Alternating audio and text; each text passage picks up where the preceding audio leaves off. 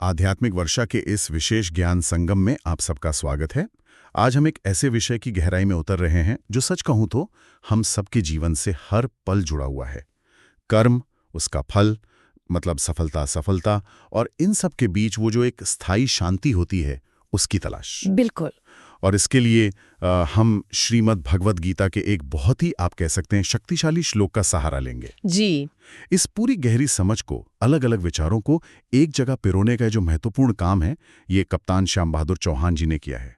उनके संकलन और विश्लेषण ने ही मतलब इस ज्ञान को हम सबके लिए इतना सुलभ बनाया है। हाँ, ये प्रयास सराहनीय है। हमारा मकसद आज ये समझना है कि जो हजारों साल पुराना ज्ञान है, ये आज भी हमारे लिए, हमारे व्यक्तिगत जीवन, हमारे रिश्तों और समाज के लिए, मतलब एक तरह से कहें तो पूरे मानव कल्याण के लिए कैसे सार्थक हो सकता है। बिल्कुल सही कहा आपने। ये श्लोक असल में एक चाबी जैसा है जो कर्म के रहस्य और शांति के स्रोत का दरवाजा खोलता है। ये सिर्फ कोई किताबी बात नहीं, बल्कि जीने की एक कला है, जिसे समझकर हम अपनी रोज की भागदौड़ में भी एक ठहराव, एक सुकून पा सकते हैं। तो चलिए फिर देर किस बात की, सीधे उस श्लोक पर ही चलते हैं। ये श्रीमद् भगवद गीता के 5वें अध्याय का 12वां श्लोक है। मैं पहले संस्कृत मूल पाठ कहता हूं, फिर उसका सरल उच्चारण। संस्कृत है, युक्तः कर्मफलम त्यक्त्वा शांतिमाप्नोति नैष्टिकीम् अयुक्तः कामकार्येण फले सक्तो निबध्यते। 5:12 और उच्चारण कुछ इस तरह से है।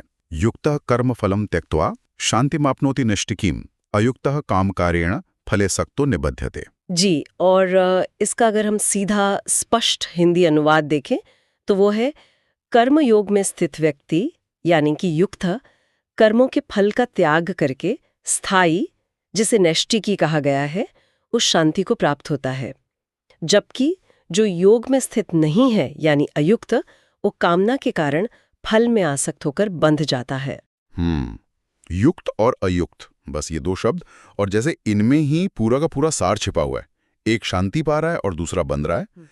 लेकिन ये बात कि कर्मफल का त्याग करके शांति पाना, ये सुनने में जितनी सीधी लगती है ना, मुझे लगता है व्यवहार में उतनी मुश्किल भी है।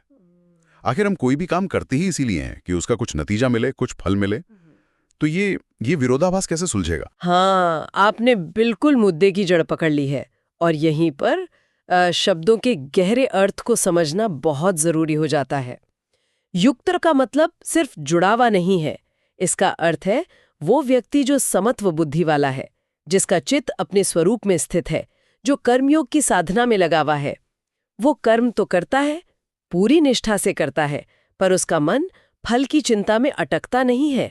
और कर्म फलम त्यक्त्वा, इसका अर्थ कर्म छोड़ देना बिल्कुल नहीं है, बल्कि कर्म से जो फल उत्पन्न होता है, चाहे वो लाभ हो, हानि हो, मान हो, अपमान हो, उस फल की आसक्ति, उस चिपकाव का त्याग है।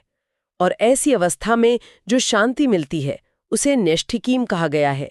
यानी वो क्षणिक सुख दुख से परे है, स्थायी है, अटल है। अच्छा, तो त्याग कर्म का नहीं, फल से जुड़ाव का है।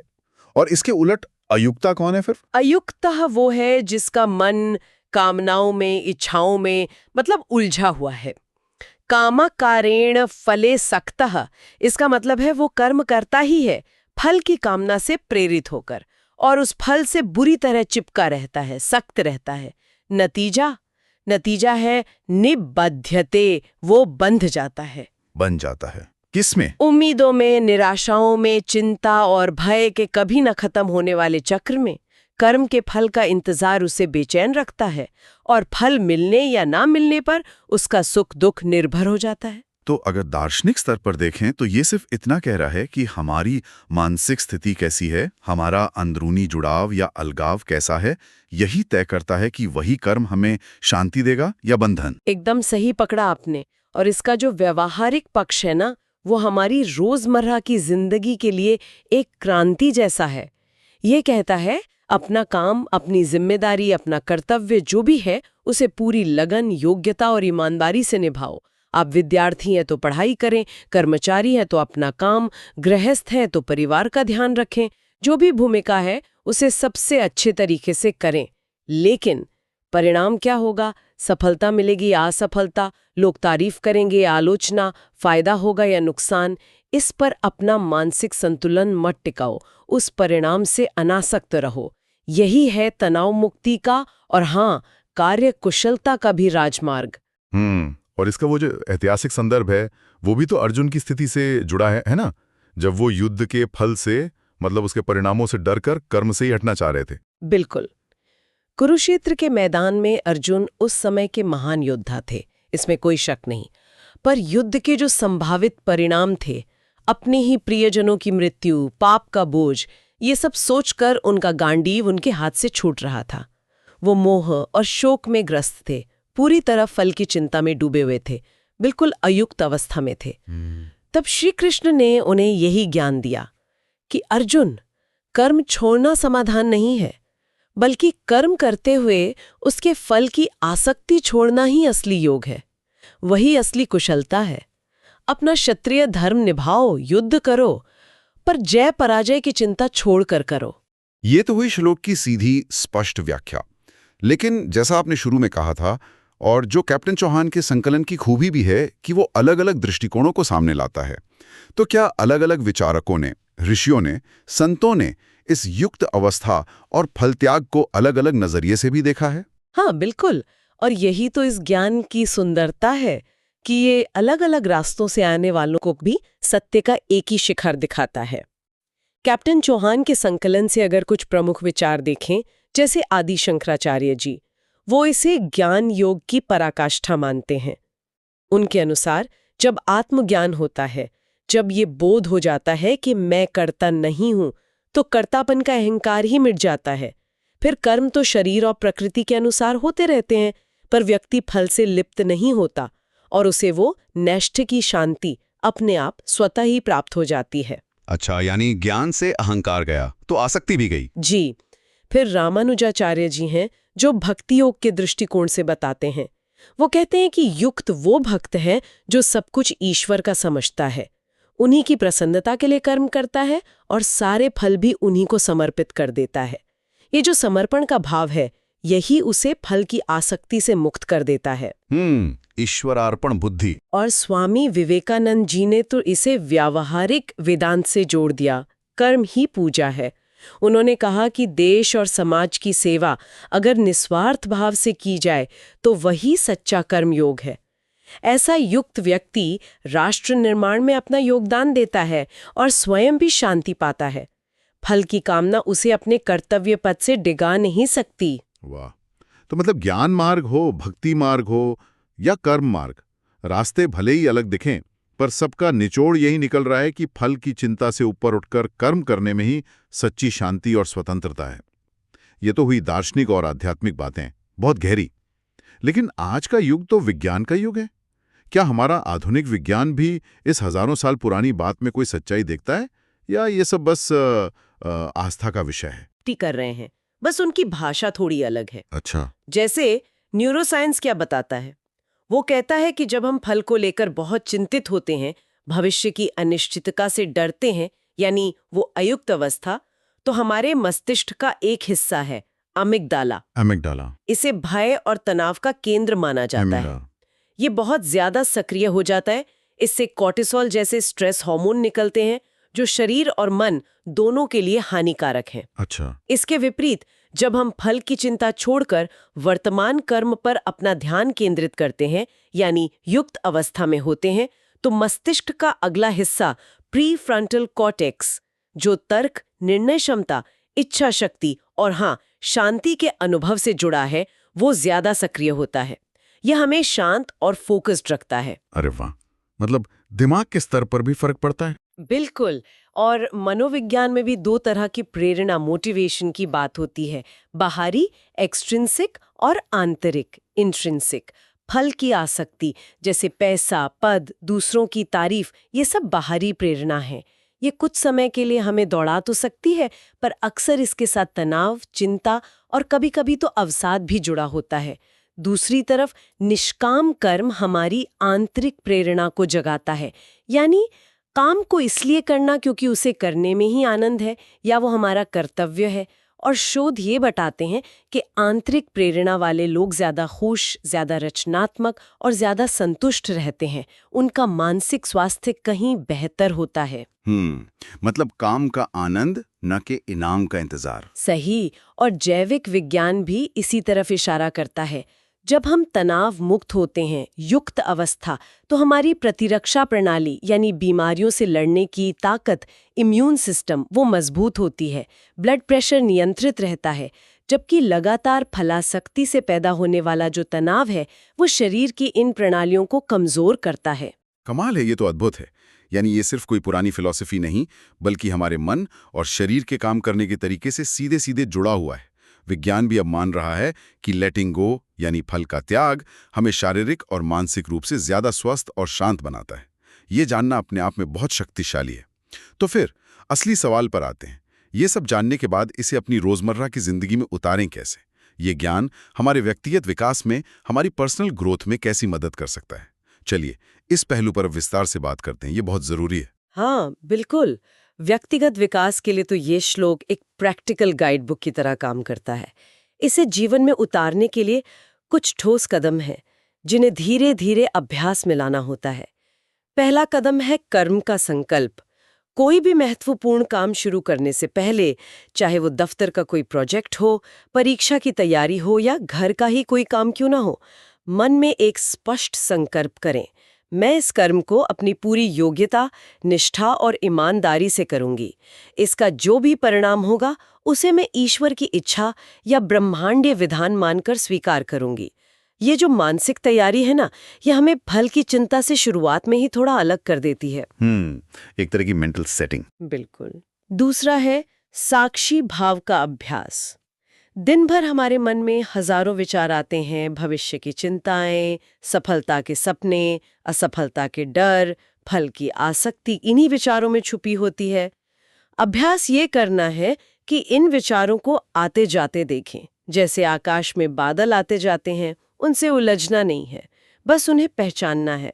हाँ, ये फल की इच्छा का विचार है, ये असफलता का डर है, और फिर उन्हें जाने देना है। साक्षी बने, भागीदार नहीं। विचारों को देखना, उनमें बहना नहीं। ये तो ध्यान जैसा हुआ। हाँ, और तीसरा कदम ध्यान ही है। नियमित ध्यान का अभ्यास मन को प्रशिक्षित करता है। वो भूत और भविष्य की चिंताओं से हटकर वर्तमान क्षण में टिकना सीखता है।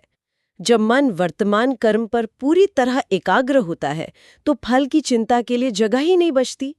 ये युक्त अवस्था को साधने का सबसे सीधा और प्रभावी तरीका है। अच्छा, और कोई प्रैक्टिकल टिप? एक और तकनीक है चिंता जर्नल। जिन बातों या परिणामों को लेकर बहुत ज्यादा चिंता होती है, उन्हें एक डायरी में लिखें।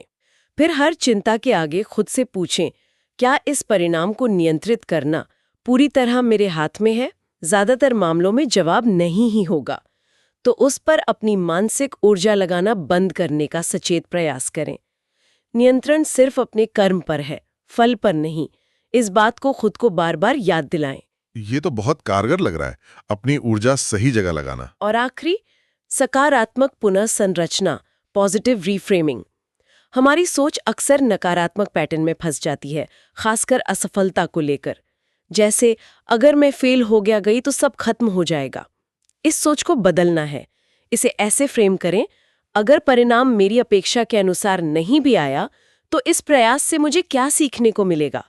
मैं अगली बार इसे और बेहतर कैसे कर सकती हूँ? हर अनुभव को सीखने का अवसर माने, न कि सिर्फ जीत हार का फैसला।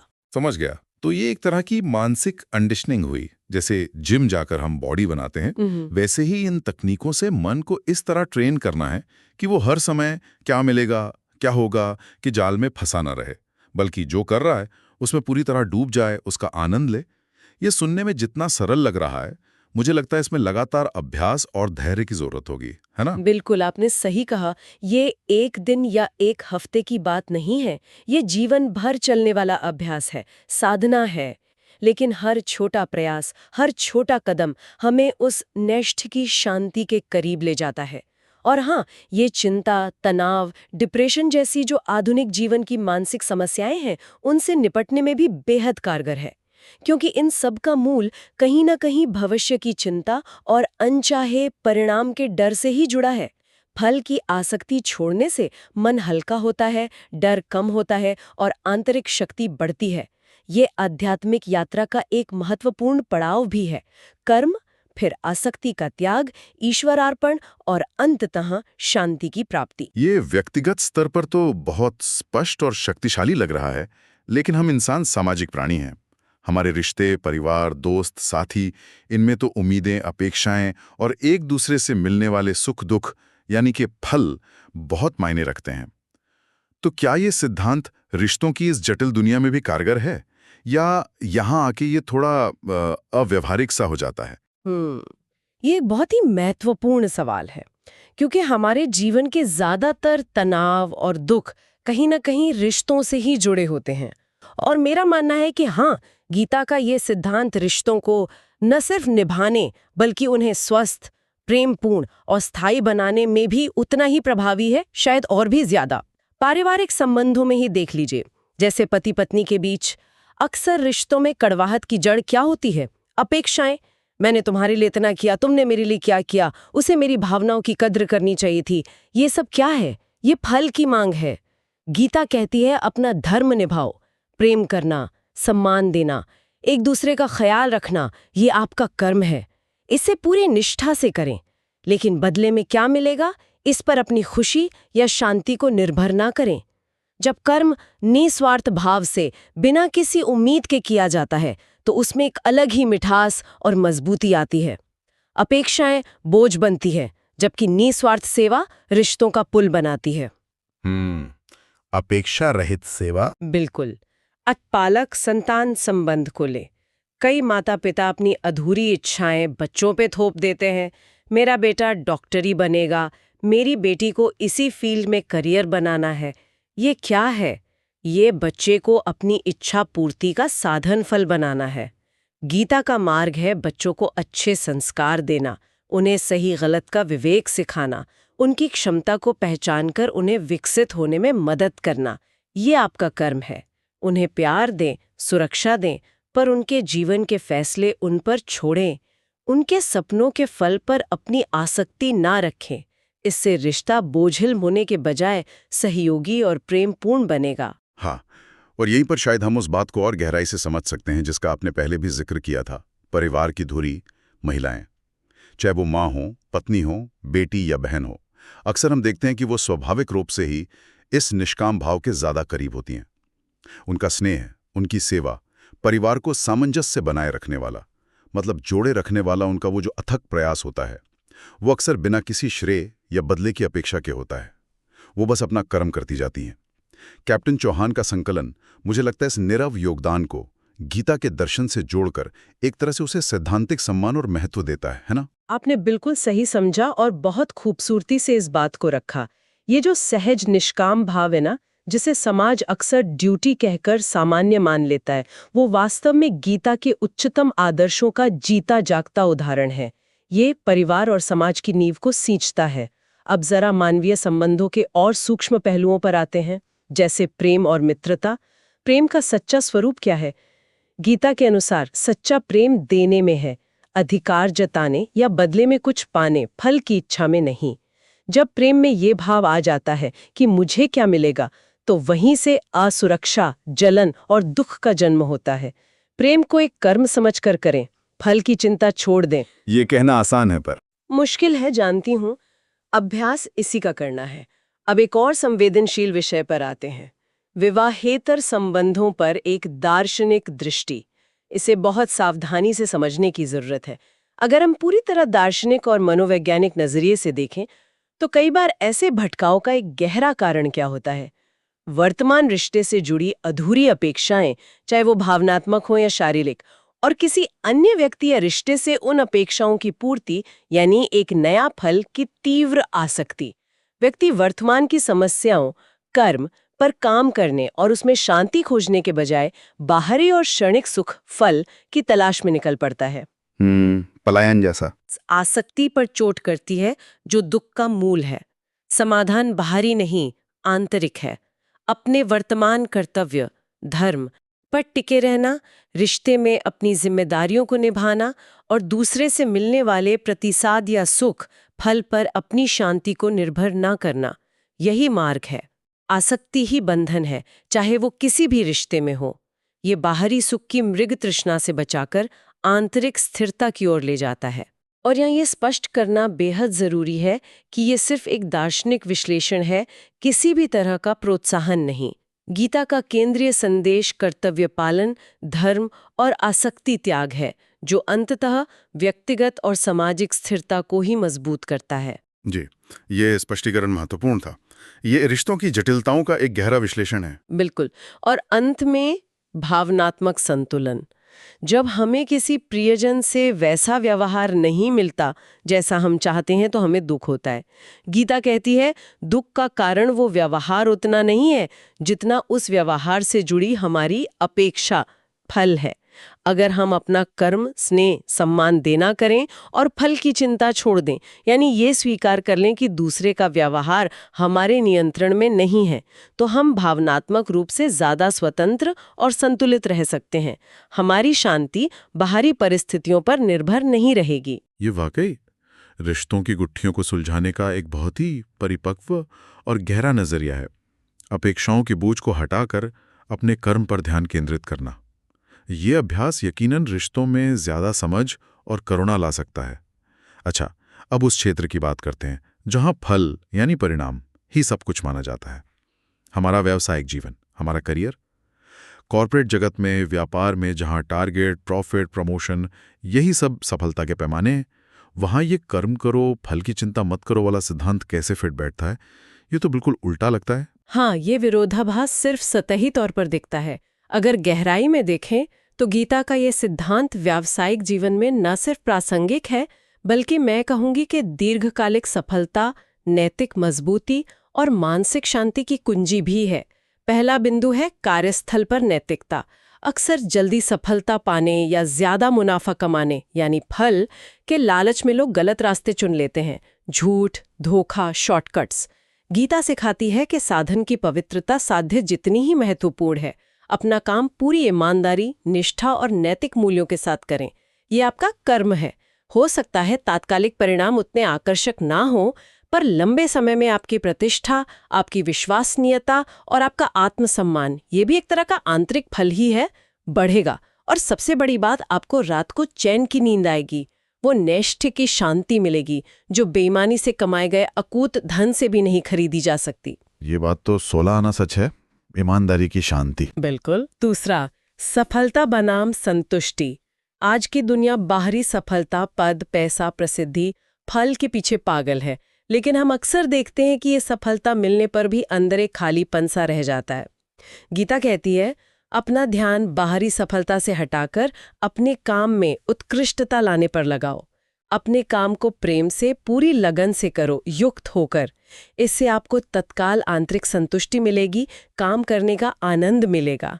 और अनुभव ये बताता है कि जब आप अपने काम में माहिर हो जाते हैं, उसमें पूरी तरह डूब जाते हैं, तो बाहरी सफलता अक्सर एक सह उत्पाद के रूप में अपने आप पीछे चली आती है। फोकस प्रक्रिया पर हो, परिणाम पर नहीं। प्रोसेस पर फोकस। जी। और तीसरा, नेतृत्व और टीम प्रबंधन। एक अच्छा लीडर, आप देखेंगे, अनजाने में ही गीता के सिद्धांत को जी रहा होता है। वो अपनी टीम से सर्वश्रेष्ठ प्रदर्शन करवाता है, ये कर्म है। लेकिन जब सफलता मिलती है तो उसका श्रेय, फल पूरी टीम को देता है, खुद पीछे रहता है। और अगर टीम विफल होती है तो उसकी जिम्मेदारी खुद आगे बढ़कर लेता है। ये फल के प्रति अनासक्ति का ही एक रूप है। ऐसा लीडर अपनी टीम का विश्वास और सम्मान जीतता है और एक सकारात्मक, सहयोगात्मक कार्य संस्कृति का निर्माण करता है। हाँ, ये तो मैंने भी देखा है। तो बात ये नहीं है कि परिणाम महत्वपूर्ण नहीं है, बल्कि ये है कि हमारा फोकस कहाँ होना चाहिए। चिंता और डर के साथ परिणाम पर अटकने के बजाय अगर हम अपनी पूरी ऊर्जा और ध्यान अपने काम की गुणवत्ता पर लगाएं, तो परिणाम भी बेहतर होने की संभावना बढ़ जाती है और प्रक्रिया भी, हाँ, आनंददायक बन जाती है। ये तो काम करने के तरीके में एक बुनियादी बदलाव लाने जैसा है। बिल्कुल सही। और ये बदलाव सिर्फ हमारे व्यक्तिगत, पारिवारिक या व्यावसायिक जीवन तक ही सीमित नहीं रहता। इसका प्रभाव कई ज्यादा व्यापक है, जो सीधे सीधे मानव कल्याण से जुड़ता है। सोचिए, राष्ट्र निर्माण में जब नागरिक अपने कर्तव्यों का पालन ईमानदारी से, फल की अत्यधिक लालसा के बिना करते हैं, चाहे वो टैक्स देना हो, नियमों का पालन करना हो या अपना काम निष्ठा से करना हो, तो समाज में भ्रष्टाचार अपने आप कम होता है, पारदर्शिता बढ़ती है और राष्ट्र प्रगति करता है। कर्तव्यपरायणता फलासक्ति पर विजय पा लेती है। सही बात है। सामाजिक सद्भाव भी बढ़ता है। जब व्यक्ति और समूह अपने अधिकारों, फल के लिए लड़ने के बजाय अपने कर्तव्यों, कर्म पर ज्यादा ध्यान केंद्रित करते हैं, तो समाज में संघर्ष और टकराव कम होते हैं। सहयोग और सहिष्णुता की भावना बढ़ती है। वैश्विक शांति के स्तर पर भी सोचें। अगर राष्ट्र केवल अपने हितों, फल और संसाधनों पर कब्जे की होड़ में लगे रहने के बजाय आपसी सहयोग, साझा विकास और वैश्विक जिम्मेदारियों, कर्म पर ध्यान दें, तो युद्ध और संघर्ष की आशंका कितनी कम हो जाएगी। काश ऐसा हो पाता।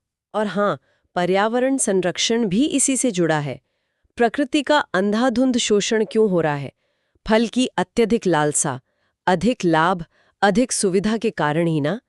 जब हम प्रकृति की सेवा और संरक्षण को अपना कर्तव्य, कर्म समझेंगे और उससे मिलने वाले लाभों के प्रति आसक्ति कम करेंगे, तभी हम पर्यावरण का संतुलन बनाए रख पाएंगे। तो ये एक श्लोक, एक छोटा सा विचार जीवन के हर स्तर पर, व्यक्ति से लेकर विश्व तक सकारात्मक बदलाव लाने की इतनी जबरदस्त क्षमता रखता है।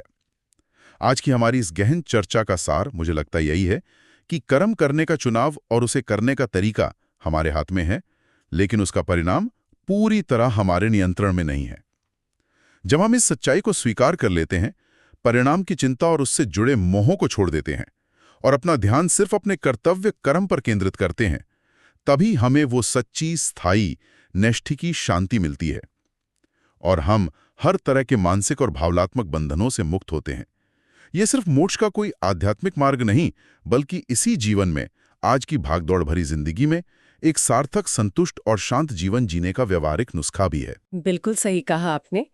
ये ज्ञान हमें परिस्थितियों का दास बनने से बचाता है और उनका स्वामी बनने की शक्ति देता है। ये दिखाता है कि बाहरी दुनिया चाहे कितनी भी अनिश्चित क्यों न हो, हमारे अंदर शांति का एक ऐसा स्रोत है जिसे हम कर्मयोग के अभ्यास से जगा सकते हैं। ये वास्तव में मानव कल्याण की दिशा में एक बहुत महत्वपूर्ण कदम है। और इस बहुमूल्य ज्ञान को इतने सारे विभिन्न दृष्टिकोणों और यहाँ तक कि वैज्ञानिक तथ्यों के साथ इतने सुगठित रूप में हम तक पहुँचाने के लिए कप्तान श्याम बहादुर चौहान जी के गहन शोध और संकलन का हम विशेष रूप से आभार व्यक्त करते हैं। जी हाँ, उनका प्रयास वास्तव में प्रशंसनीय है। और जाते जाते सभी सुनने वालों के लिए एक छोटा सा विचार छोड़कर जाना चाहूंगी। जरा शांति से सोचिएगा, आपके जीवन का वो कौन सा एक क्षेत्र है? हो सकता है आपका काम हो, कोई रिश्ता हो, आपकी सेहत हो, या कोई अधूरा लक्ष्य जहां परिणाम की चिंता या फल की आसक्ति आपको सबसे ज्यादा तनाव, बेचैनी या दुख देती है। क्या उस एक क्षेत्र में सिर्फ आज के लिए इस युक्त अवस्था को साधने का, यानी फल की चिंता को थोड़ा सा कम करके सिर्फ अपने प्रयास पर ध्यान देने का एक छोटा सा ईमानदार प्रयास किया जा सकता है? बस इस संभावना पर विचार करें। इसी चिंतन बिंदु के साथ आज की ये चर्चा यहीं समाप्त होती है। नमस्कार। नमस्कार।